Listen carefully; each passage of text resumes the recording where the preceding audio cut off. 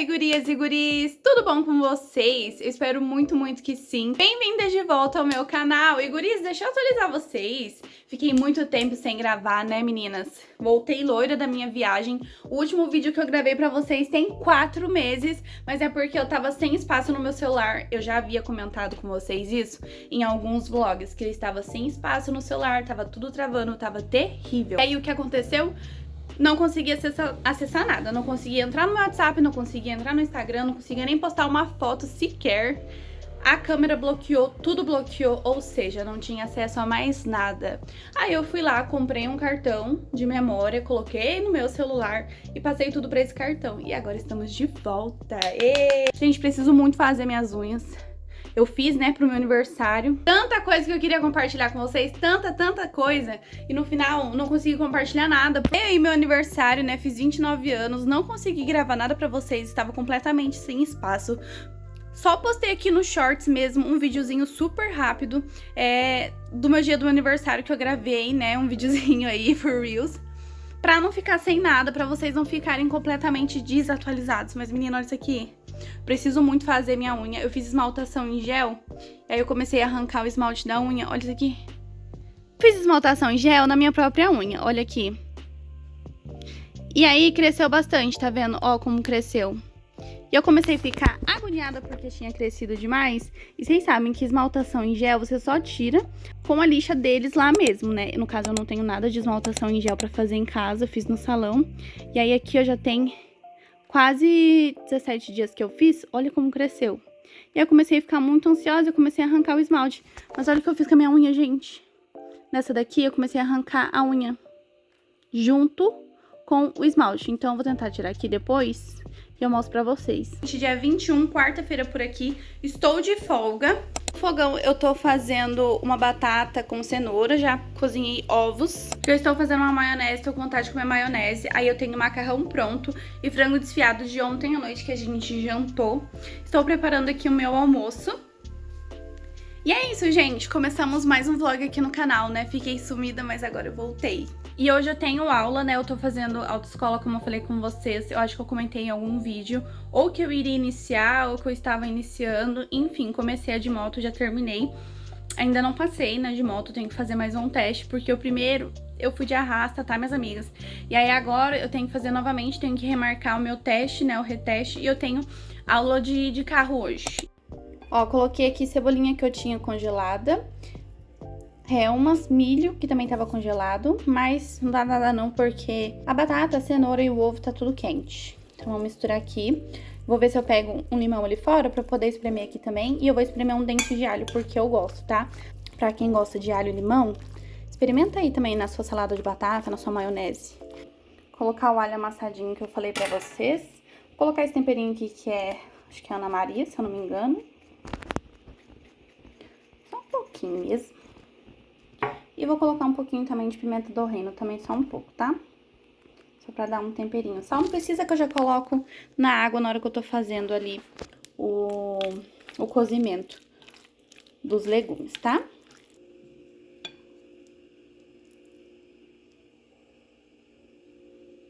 Gurias, eu tinha começado a gravar na hora do meu almoço. Agora já se passou algumas horas. Eu arranquei todas as unhas, eu cortei, no caso, todas elas, lixei pra tirar o esmalte, né, que tava por cima em gel, que é bem difícil de tirar em casa, mas consegui. E agora eu tô passando esmalte preto, porque daí como eu deixei a unha bem pequenininha, eu acho que combina, sabe, esmalte preto na minha mão. Não sei se combina tanto com a minha cor, as mais branquinhas. Porém, eu gosto. Acho que combina com a unha pequena. Eu tô pintando aqui de preto. Já cuticulei e tudo. E o esmalte que eu tô passando, ele não é bem preto. É aquele preto sépia. E dizem que esse preto sépia não é preto. Se a gente for parar pra olhar bem, realmente não é, gente. Vamos para as atualizações sobre a minha vida aí desses dias que eu fiquei sumida, né? Gurias, eu não sei se eu comentei com vocês aqui no YouTube, mas eu estava muito mal de saúde, ainda estou. Já comentei com vocês que eu tenho endometriose, isso vocês de fato sabem, mas uma coisa que eu não sabia, e eu descobri quase no final do ano passado é que eu tenho pedra na vesícula. E aí eu vou ter que fazer uma cirurgia pra tirar as pedras que estão na minha vesícula, porque está muito inflamado. Já tenho há um certo tempo, talvez anos. A camada da vesícula, camada que fala? A pele da vesícula, ela tá fina, tá bem fina. Corre risco de estourar, infelizmente. Como eu demorei pra saber que era isso, eu demorei de evitar os alimentos que me causavam irritação e inflamação, né? Nós sabemos aí que o açúcar, ele inflama muito bem a pele, é uma coisa terrível pro nosso organismo em questão de inflamação. Açúcar, sabíamos. Só que aí, como a vesícula, ela é responsável para produzir a bile, na verdade, a vesícula, ela é responsável para estocar a bile. Quem produz a bile é o fígado, né? Esse estoque de bile não tava tendo, porque tá cheio de pedra. Aí eu tô tendo pouca produção de bile todos os dias, que é o que o fígado produz todos os dias, um pouquinho. Aí não tá tendo como estocar, porque eu tô tendo só pedra na minha vesícula. E o que tem de bile dentro da vesícula não consegue sair. Porque tem tanta pedrinha pequenininha, que o líquido não sai. Ou seja, o meu organismo, ele tá mais lento. Se eu soubesse que era isso que tava deixando meu organismo lento e eu não tava conseguindo ir no banheiro, porque até isso, tá, gente? Banheiro, uma semana. Muito íntimo a gente tá nesse vídeo. Mas é verdade, banheiro, uma semana aí é lucro, tá? Se eu não tô indo no banheiro uma semana, ainda é lucro, porque às vezes eu fico ainda mais tempo. E é desesperador. Então, o organismo, ele fica mais lento, você fica mais sonolenta, bem desanimada, na verdade. Você fica... Eu achei até que era anemia. Quando eu comecei a fazer os meus exames, eu achei que era anemia. Eu jurava que ia dar anemia, apesar que eu não fiz pra anemia, né?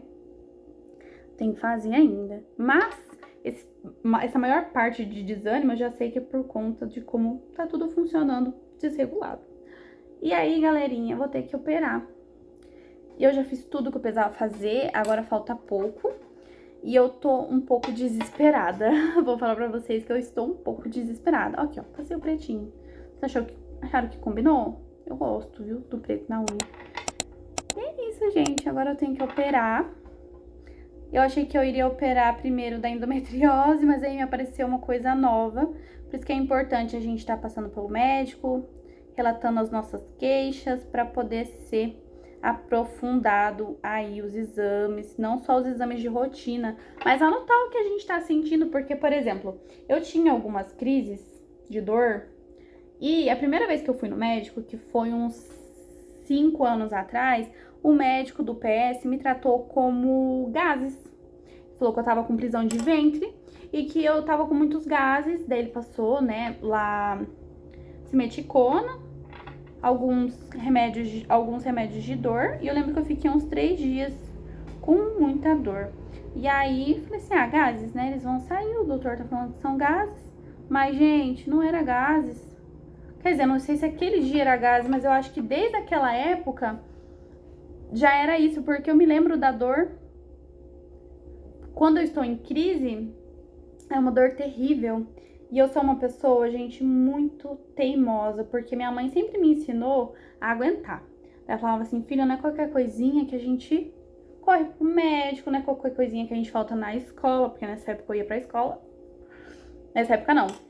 Quando eu comecei a passar mal, eu ia pra escola. Não tô falando disso, tá, gente? Tô falando da vida, dores da vida, enjoos, mal-estares. E aí eu ligava pra minha mãe me buscava. E daí ela falava assim, filha, você não pode ser assim. Claro, se é uma dor insuportável, realmente tem que pedir pra ligar pra mãe, a mãe vai te buscar. Mas se é uma coisa que você consegue aguentar, que uma medicação vai te ajudar e pronto, até a mãe chegar, você espera, porque minha mãe tinha 2 empregos, né, gente, pra me sustentar. Quem é meu amigo aí que esteja me acompanhando sabe de como que foi a minha vida, mas pra quem não é, estou passando aqui pra vocês essa parte da minha história aqui. Minha mãe, ela tinha 2 empregos pra me sustentar, ela foi mãe solo, né? Então, ela sempre foi muito guerreira aí nessa parte. Então, ela trabalhava demais, gente, demais. Então, pra ela ir me buscar na escola, ela perdia ali seu dia de serviço, né? Porque daí ela tinha que ficar comigo, me levar no médico. Então, ela me ensinou assim. quando eu sentia uma dor que dava pra eu aguentar, que não era algo assim que eu falava, vou morrer,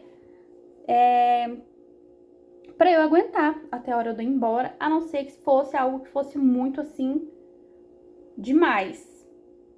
Porque senão ela se prejudicava, né, no serviço. E eu cresci com isso. E nessa época, gente, era enjoo, era cólica, qualquer coisa que eu sentia, eu mandava ligar pra minha mãe, porque eu desesperava. E aí minha mãe vinha me socorrer, me levava pra casa, me levava pro médico. Minha mãe sempre foi. Ela falava isso, mas ela sempre vinha. Se ligassem da escola pra ela, isso aí já tava no 3º ano, tá, da escola. Se alguém ligasse pra ela e falou, ó, Jaine tá com febre, Jaine tá com dor de cabeça, Jaine reclamou da barriga, ela vinha correndo me socorrer, tá? Então ela não era uma mãe desnaturada não, antes que vocês pensem. Ela sempre vinha me socorrer. Mas ela falava, filha, você precisa aprender quando é uma coisa que você não pode esperar e quando é uma coisa que você aguenta mais uma horinha. Porque eu sempre, minha mãe conhecia mim, né? Quando eu era só drama e quando era coisas que realmente a gente precisava correr pro médico. Porém, eu cresci com isso, gente.